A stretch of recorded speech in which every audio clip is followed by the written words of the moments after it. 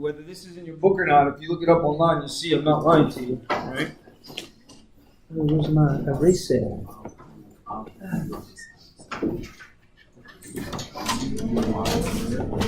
So, the reality is when we're talking about the production of RNA, well, DNA makes a pre-mRNA, and that pre-mRNA gets made into mRNA.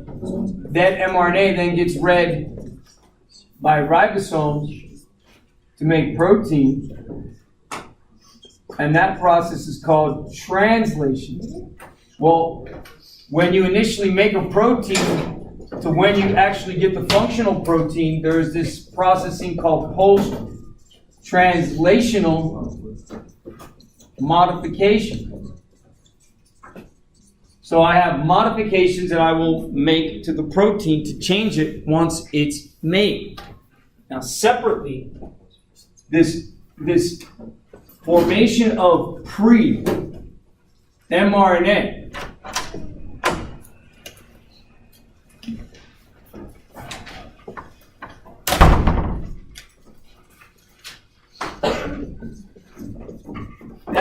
this process of making the pre-mRNA is referred to as transcription.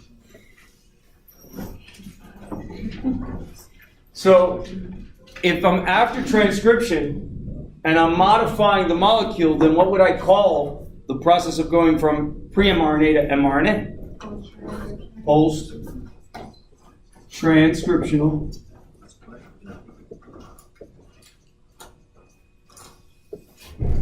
modifications.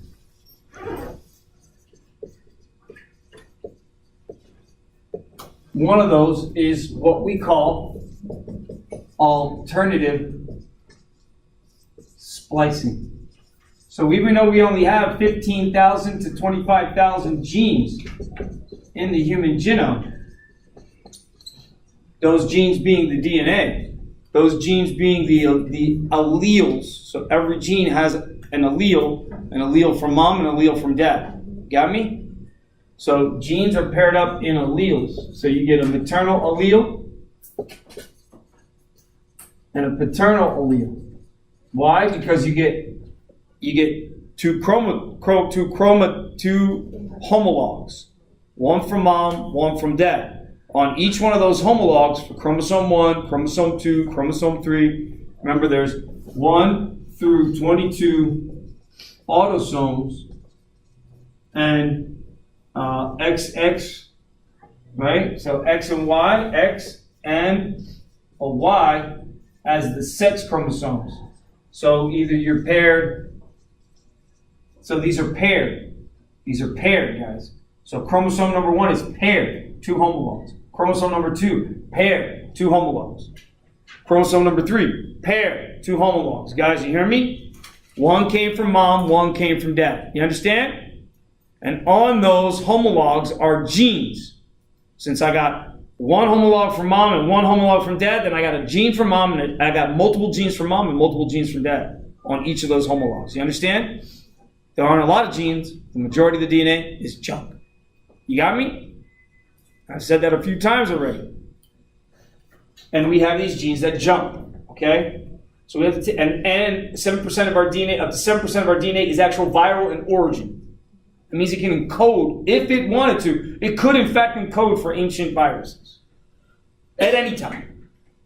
Do you understand why medicine is so difficult? Why one virus can induce a dormant virus in your DNA to come alive and give rise to a disease that you didn't have for the first 40 years of your life? Do you understand that, guys? This is how difficult this is and how complicated it can become. Now, you tell me what you think we're going to bring back from Mars. They better not bring that stuff back onto the planet.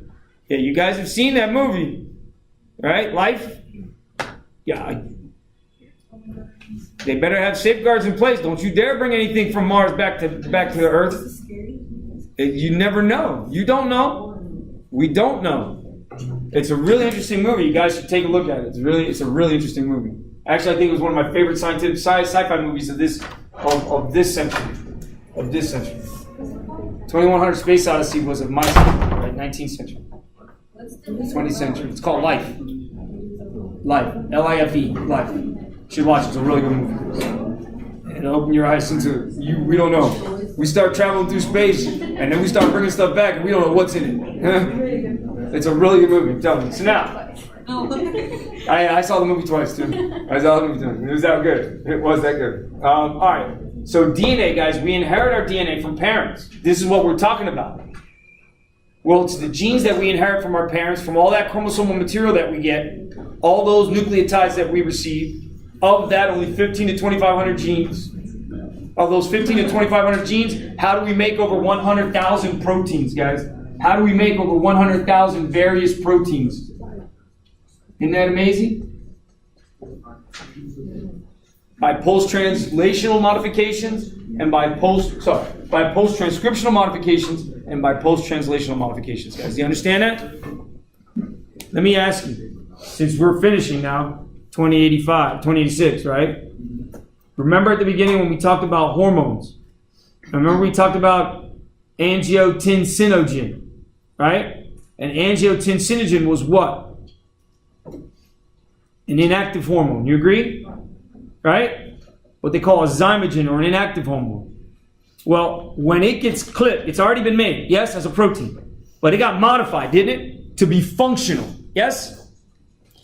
Can you consider the cleaving of angiotensinogen to angiotensin 1? Can you consider that a post-translational modification?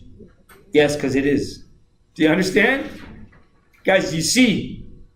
So genetics does this. And you take a course in genetics. If you're interested, go to my library, right, which is in the library, on the reserve. I got a little library there of half of my medical texts, about a third of them.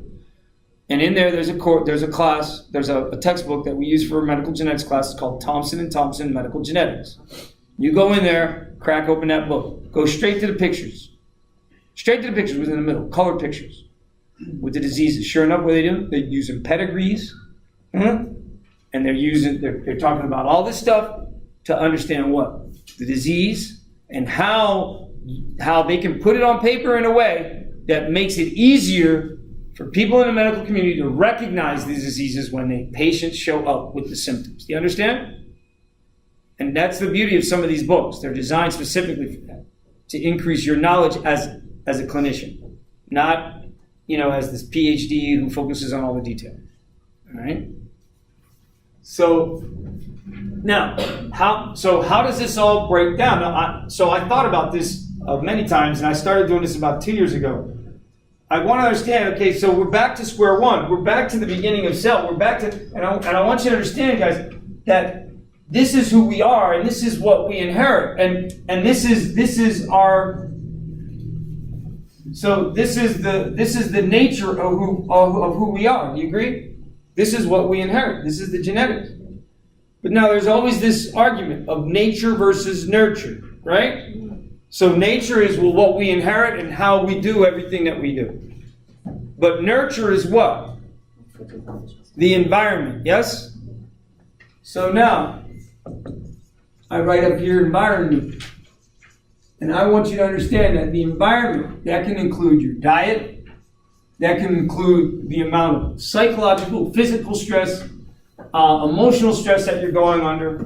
That environment can include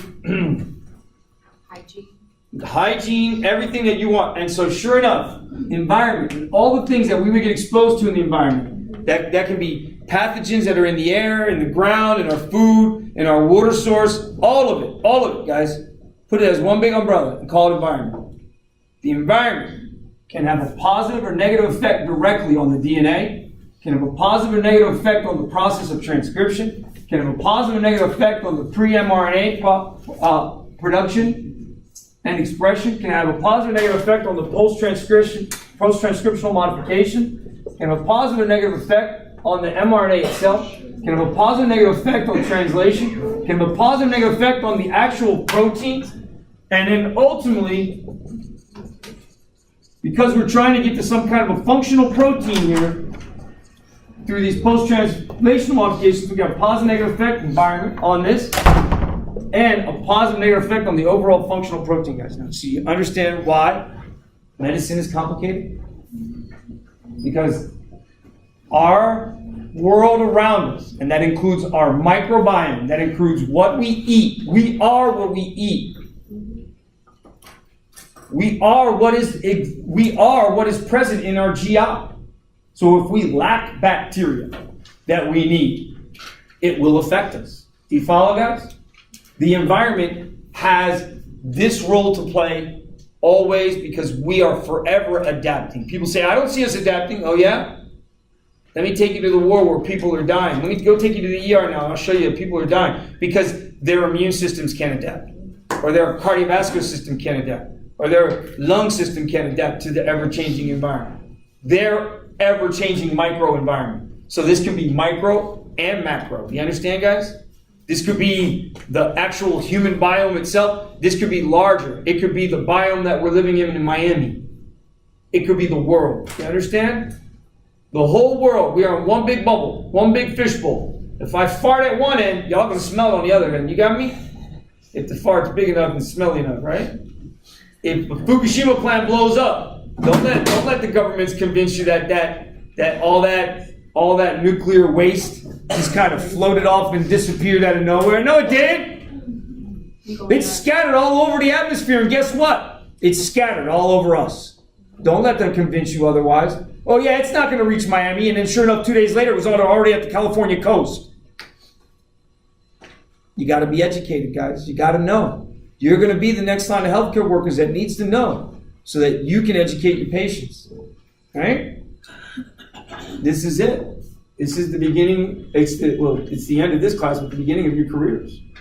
Because most of you are going to finish this class, you're going to go on. You're going to take microbiome, and then you're going right into, if you haven't already taken microbiome, and then you're going to go right into either accelerated programs or whatever programs you guys desire to get into, right? And I wish you luck. Because that first class, MedSurg 1, you'll remember me. You remember me. And thank you, Professor P. Or, Professor P, good job. It's all good. I'm good with that. Right? You guys can call me if I'm not busy. Right? If I'm busy, we could do stuff online.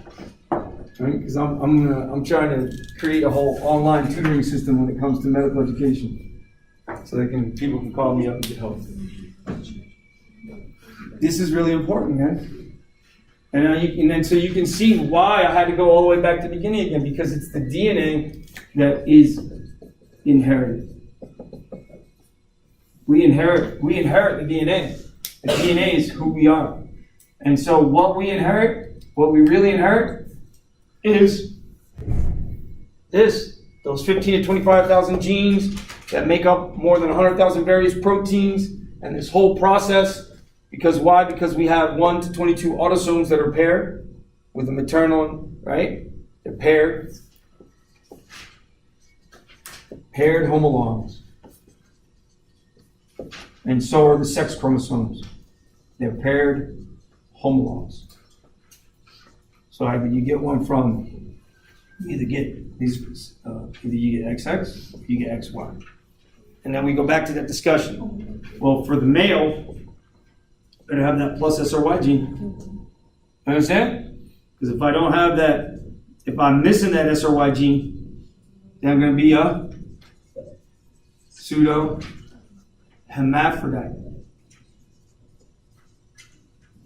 And if you're interested, you can always go into porno and type in Ishi.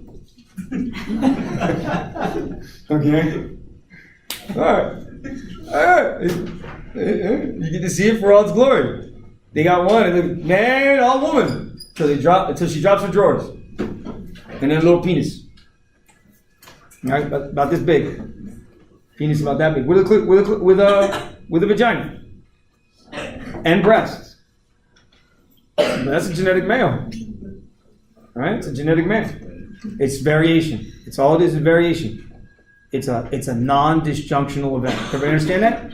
So it's a female just with a penis. It's a genetic male With breasts. with breasts, because why? Because if the SRY gene is not present, then you will default into female reproductive structures externally. Oh, so it has a vagina as well? It has a vagina, but they don't have a functional uterus I mean, because the Mullerian tubes don't fuse because they're XY, right? They're XY, and without the SRY gene, then the Mullerian ducts persist, but they don't fuse to midline to create the uterus. They don't distinguish themselves to be fallopian tubes. The ovaries are kind of like undifferentiated. Am I ovary or am I gonad? Or am I testicle? What's up, man? You XY. So they can't reproduce. So they can't reproduce. They have external genitalia that look like female, and if you raise them, if you raise them and they seem to, I know this is going to sound sexist, but if they seem to be more feminine in their mannerisms and how they carry themselves, so if they identify themselves as being female, then you raise them female. When they hit puberty, you feed them female hormones, and they'll develop as females structurally. If you don't give them that, and you give them male hormone, then their chest will get wider, their voice will get deeper, right? Because they're real males. what if you don't? But you got to take their gonads out. At some point, you have to take their gonads out because they're cancerous. Yeah, and when you start giving hormone therapy, then you run the risk of them, because they're undifferentiated gonads, they're not sure whether to go ovaries or testicles. You got to have them removed, and then you got to pump them full of the hormone that parents have to decide. Are we gonna raise the child as male or female? Well, let's see. Let's give them different stuff. I know it sounds real sexist, but that's what it is, right? See what their affinity is to, which one of the identities do they recognize more with, being male or being female. Do you understand, guys? You don't have a choice. When your kids are born, if your kid is born gay, guess what? You better thank your lucky stars you got a healthy kid, right? Whether boy or girl. It's not optional, guys. This is just a variation in humans. Homosexuality is nothing more than sensitivity to hormone. You got me? That's it. I can't take the gay out of you. I can't re-educate you to take the gay out of you. Do you understand? Like I know some people in Russia think that that's true. I'm gonna pick on those Russians. Right? Yeah, they'll beat you up. They'll beat the gay out of you, right? They'll drive the gay out of you. This is why a lot of homosexuals are leaving. They don't want to be anywhere near that. People living in Ukraine, they're homosexual. See you. Russia's taking over. See you, because you know it's gonna happen. It's only a matter of time before Russia rolls over. All the Ukraine takes it over, and ain't nobody gonna do jack. Right? Nobody's gonna do jack.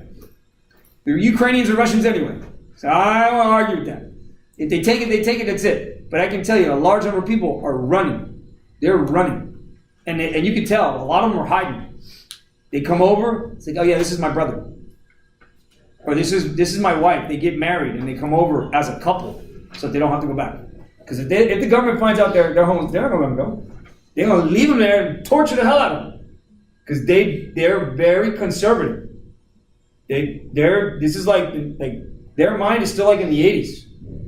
Homosexuals are pedophiles. That's their mentality. I was taught that from the Catholic priests, right?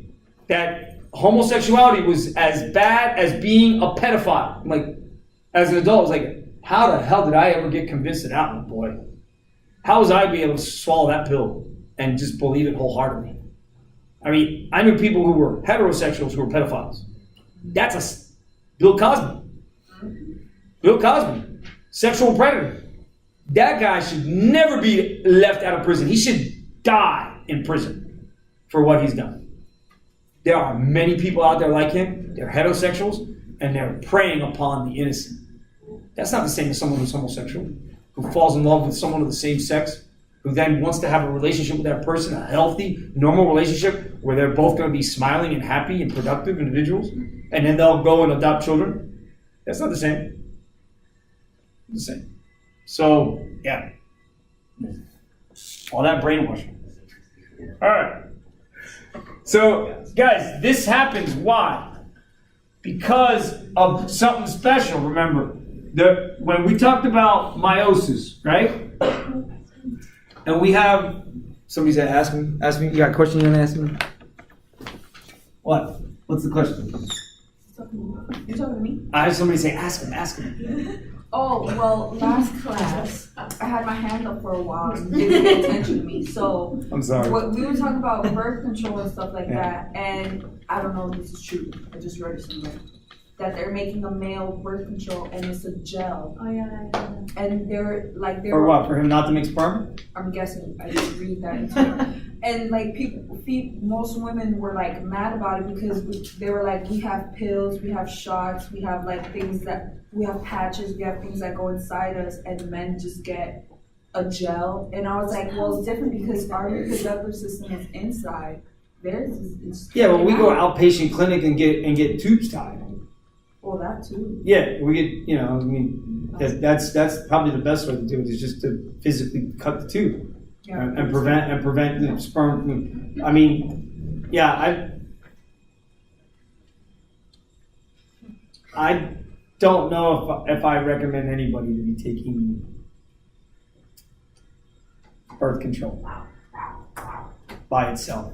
With everything that's out there, I just think safest bet is male and female condoms, and and just be really careful what you stick in your mouth. I mean, but women use birth control to control their periods too, like women that have. They do, so that's different. Like, that's, but this kind of thing, like, yeah, I'm sexually active and I'm trying not to get pregnant, so let me get on the pill. No! Use a condom. Get an intrauterine device. Couple things. I mean, but use a condom always, because you don't know where that penis has been, or whatever else you're inserting in there. I don't want to know. I don't judge. Everybody's got to have a smile on their face at some point or another. All right. So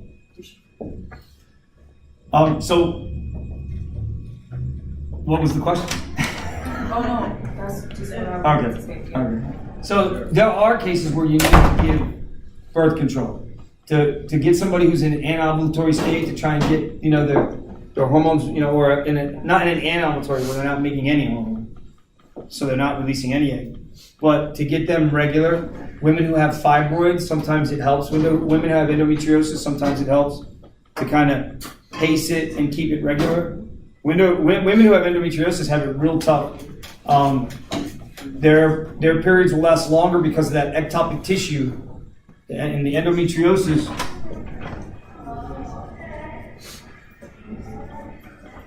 You get ectopic tissue, ectopic hormonally sensitive tissue.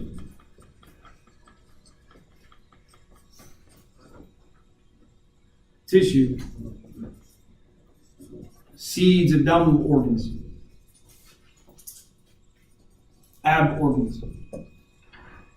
And so what will happen is that ectopic tissue, once it gets into other tissues, including the parietal peritoneum, it'll swell, it'll inflame the parietal peritoneum. So it'll feel like, if it seeds in the peritoneal wall, it's going to feel like the lining of your abdominal wall is irritated, which feels like having your appendix or having appendicitis. Because when appendicitis swells, it irritates the lining of the parietal peritoneum, and that's where they get that rebound tenderness kind of thing. So endometriosis, guys, is ectopic hormonally sensitive tissue that seeds other organs. Right? Sensitive tissue that seeds other organs. Why abdominal organs? Because it's in the pelvis. And the pelvis is sort of like a continuation of the abdomen, right? It's just like, here's the bone, and then here's the parietal peritoneum, and squashing between the bone and the parietal peritoneum, that's the pelvis. You got me? So that broad ligament is really the parietal peritoneum hitting the pelvic structures. So as the parietal peritoneum comes down on the anterior wall, it goes over the bladder, and in females, then it comes down on the backside of the bladder, comes up on the front side of the uterus, comes back over the uterus, and then on the backside of the uterus comes down, then goes up to the back wall, and then you have your rectum and sigmoid colon. That's why if the uterus, retrouterus, right? Retroverted uterus. This is fairly common in females, and it's believed that the uterus actually changes position dynamically. And so at any one point, any female could have their uterus position retroverted, and then it goes back to normal. And in pregnancy, it definitely gets retroverted. It gets extended. Remember I told you, it gets thinner and thinner and thinner as it grows and grows and grows with the developing fetus, right? For the whole 9 months. But it's got to be sensitive to progesterone, and it's got to have that decidua functionalis, right? That functional layer that has to be growing with the progesterone to maintain the placenta adhered to the wall. Got me? We cool with that? Very important. Because at any point, if that progesterone starts to fall down in concentration, then the placental wall will start to peel away. Right? Because why? Because the uterine wall is starting to reduce down in size. You got me, guys? That's placenta previa. It means a little bit. But placenta abrupta means that the whole placenta abruptly has been ripped from